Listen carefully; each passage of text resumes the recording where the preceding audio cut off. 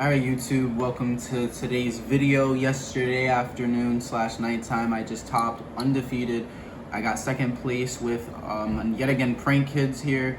Well, long story short, let's just get into the deck profile. This is the list I played at the Imperial Championship, and nothing's changed. I just wanted to try it again, so let's see how the list is. So without further ado, I'll keep it standard, 3 of everything, except we play 2 Roxys. The reason being is nothing other than we just wanted to make room for other cards. I minimized the Prankids engine as much as I possibly could, and the main deck, extra deck, you'll see a little bit differently. But aside that, no complaints at all. There was literally only one time ever where I missed having the 3rd Roxys, and it wasn't really anything other than me. I guess I could have played it a little differently. But anyways, continuing the Prankids engine, we only play 1 Pranks and 2 Pandemonium. You may be like, oh wow, crazy, only 2 Pandemonium, this guy is retarded. Oh, not really, because you search this every single time through your combo, and you recycle it through this if you're playing smart, and also you can use Doodle Doo to get recycled from the graveyard, and not to mention you can use Bow Wow in different situations. So not to mention I play other cards, so I'm not as worried.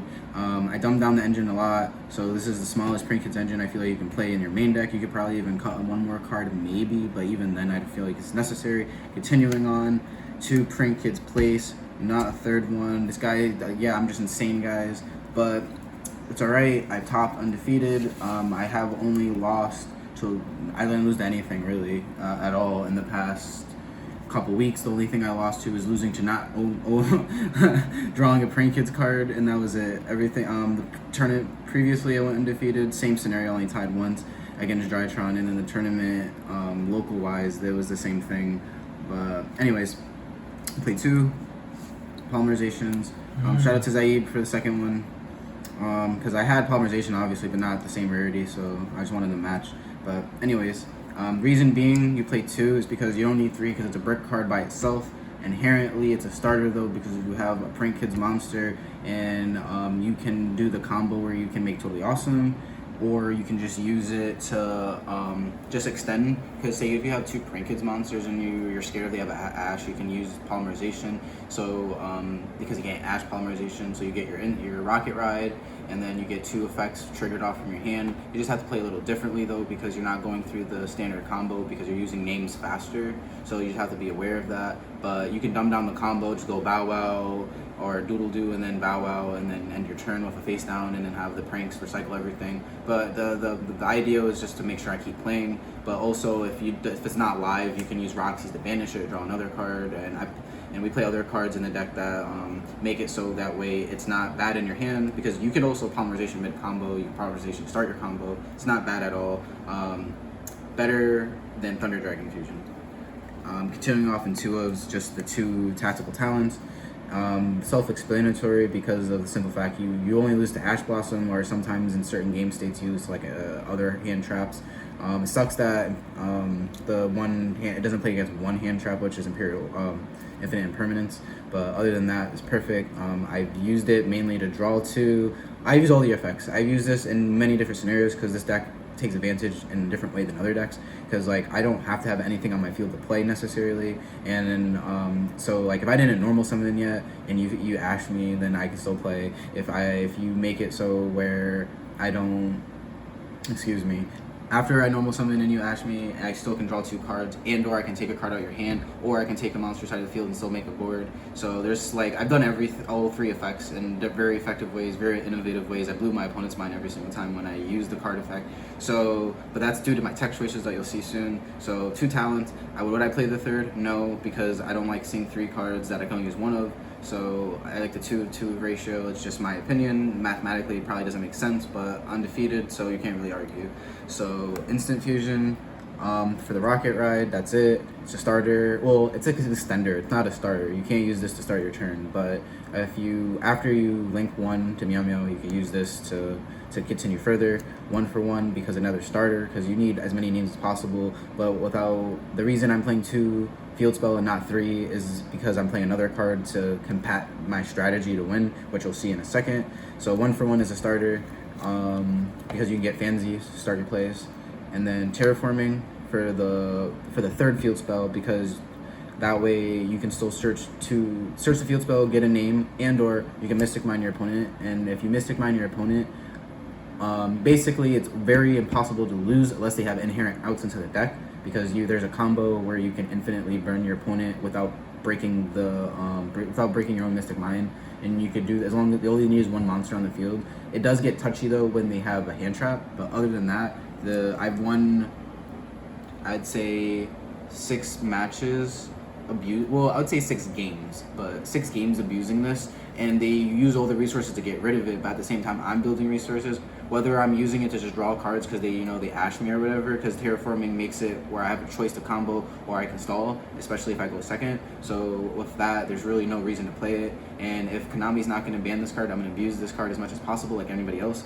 And at the same time, my deck plays it better than any other deck in the meta besides Mystic Mind Burn.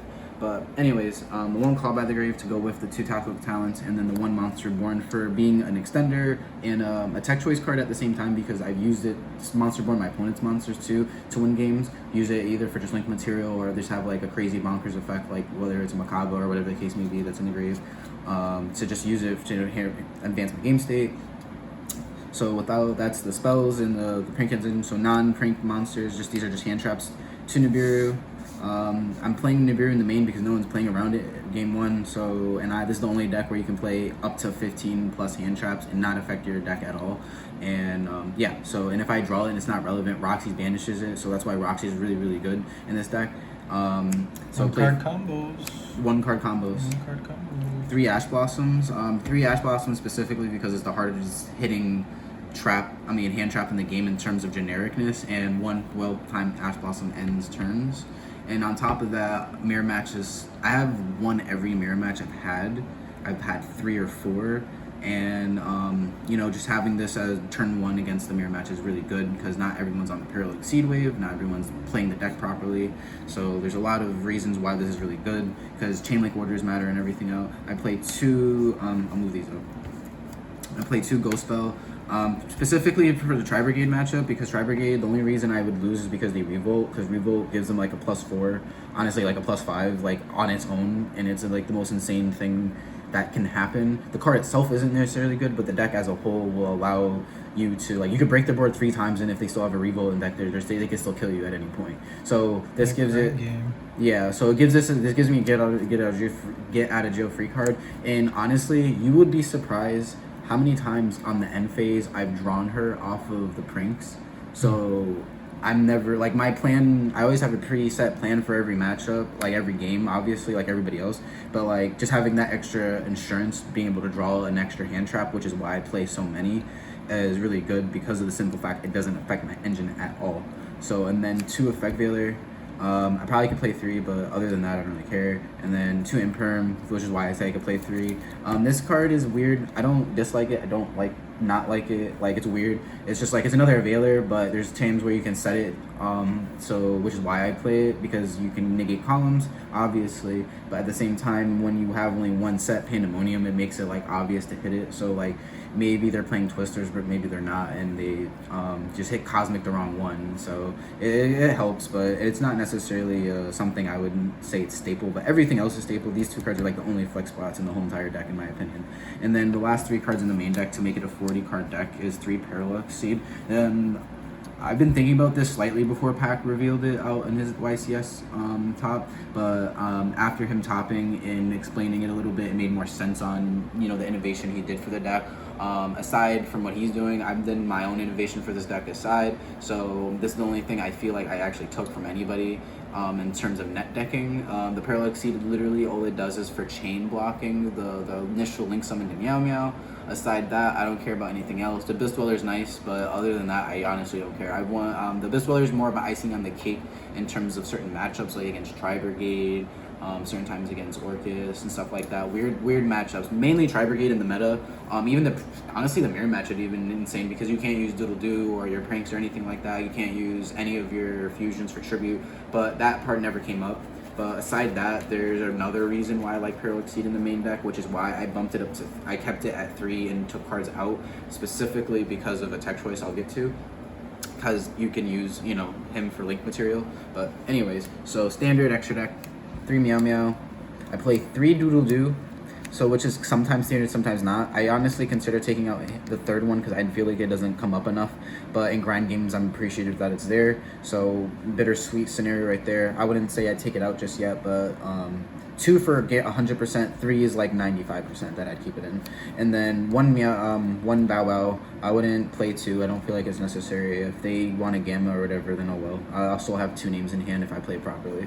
So other than that, well, at least a name in hand and a name on field, so I can still fusion summon. So, and then for Link 3, I play 1 Nightmare Phoenix. I play 1 Axis Kotaku for my Link 4, and I play 1 Underworld Goddess of the Closed World. I had to read that upside down. So the reason she's my favorite card in this whole entire set. What set was this? Blazing Vortex, I believe. She's my favorite card in the whole entire set, specifically because I can take opponent's monster and use it for link material, and I've used this specific monster every match yesterday, and no one was playing around it, no one was thinking about it, no one was like even imagining like, oh well, because who the heck can play? You can't play around it. You can't. Like the most you could do is like nib me on my 4th monster, but if you were gonna nib me anyways, then would I really care? So it's more of a challenge to my opponent. It's like a psychological thing. It's like, okay, they're like, all right, well, I'll wait until he does this, and then I'm gonna do this, and then I just take their monster and they can't negate anymore because I took a Dragoons, I take the Crystal Wing, I take the Window, I take whatever the case may be. You know what I mean? So Well, a lot of the times too, people prank kid decks are very net oriented, very common of what cards people play, and you can become predictable. exactly. So in this exactly. instance, the goddess, nobody's expecting that. You catch them by surprise.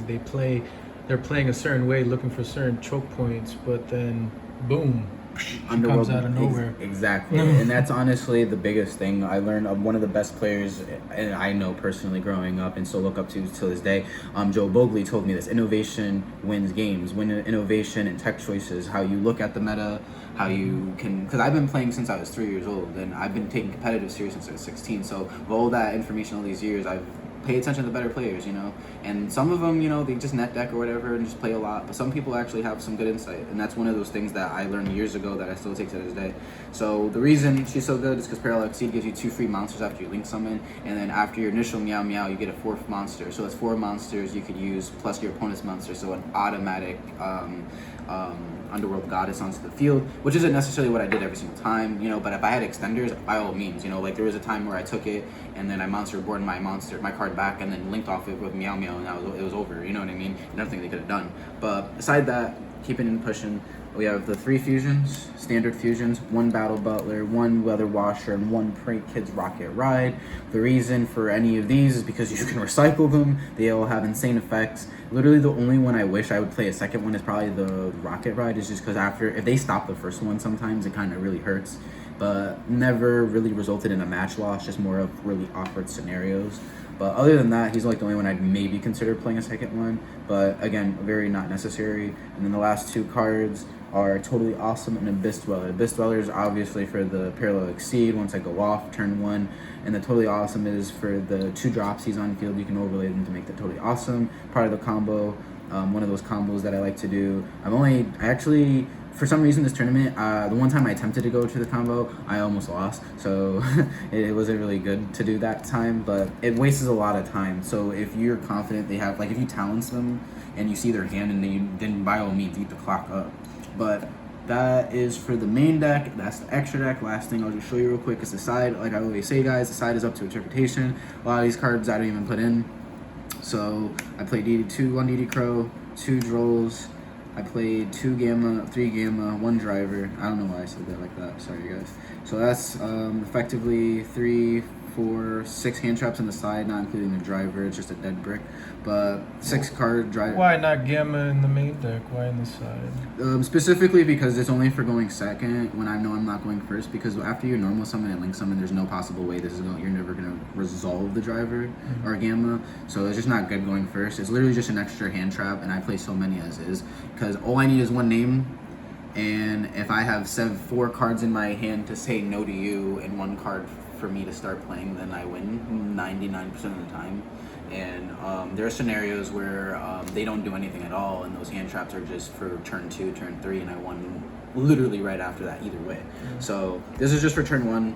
not turn 1, for turn 2, game 3, depending on when, if I'm going first or second, because also matchup dependency, because this is a 4-card slot, so say there's 4 hand traps that I don't like against a certain matchup, and this is not terrible, like as long as you have monster effects, then it takes 2 cards out for 1 engine, so I'm never upset about that, and reasonably, and again, Roxy fixes all my hands. So even if I have a Gamma or a Driver in hand, or any of the other hand traps or dead cards in certain matchups, I just banish or draw a new card, and it's like nothing ever happened. So, and then if it's a card that's not relevant, that's fine, as the other card wasn't relevant anyway, so it's a neutral, it's not a neg, and plus you're getting a monster off Roxas too. But that's why I play Gamma. The reason I'm not playing free draw is literally nothing more than I just play the 2-2 ratio, like I said before, and having the third one wouldn't matter enough because I cycle through my deck so much as is. I search twice, special summon like 3-4 times, and I draw 1, so like at the end phase, so that's cycling so much, so I'm always gonna typically always have 1. The 1 BD Crow is just to be funny. I just wanted to see if it would come up, and it did, so I'm not mad. Just an extra hand trap, because this would be 2 if I didn't have to have Gamma, but Gamma has to be in here for, Driver has to be in there for Gamma to work, so that's why I play 2. And then the last but not least, I play 2 Solemn Judgment just to say no more, and then 2 Cosmics to say no more, and then there can only be 1 to say even no harder, and then Mystic Mind, the second copy, just because if I win game 1, I don't care how you play, I'll just stall you out, because again, if Konami's not going to ban this card, I'm going to abuse it. All right. Any quick thoughts? Nothing really. This deck is really solid. In my humble opinion, I feel like this is arguably the best deck. The only reason it wouldn't be number 1 is because it's really hard to play against Drytron's Infinite Negate board, and then also Tri-Brigade and this deck have like, I would say they go back and forth. There's no way, whoever draws better is honestly who's going to win in that matchup in terms of that on those two. So on the pie chart, but one of my favorite decks of a long time. I don't think there's really much I can really change about the deck. Maybe some extra deck tech choices, switch some stuff around, but the deck's, like I said, it's almost, I'm just waiting for the new meta at this point. Like this deck, I figured this deck out, and I figured out the meta for the most part, so I'm just waiting. So thank you guys for watching. So this is second place top yesterday, so we'll try to go for first place and try to get that mat. Shout out to Imperial Gamings for hosting the event. You know, Arthur and Alex, thank you for so much for allowing us to participate over there, and also MetaMats for hosting the event and having well, supporting the event and having you know, surprise support and everything. Thank you guys for watching. Please like, comment, subscribe. If you have any questions or you want any in-depth deck profile, any more in-depth deck profiles, comment down below. And or if you have any more questions or combos you want to see about this deck, or any of my opinions, just comment down below. And that's about it, guys. We'll see you in the next video.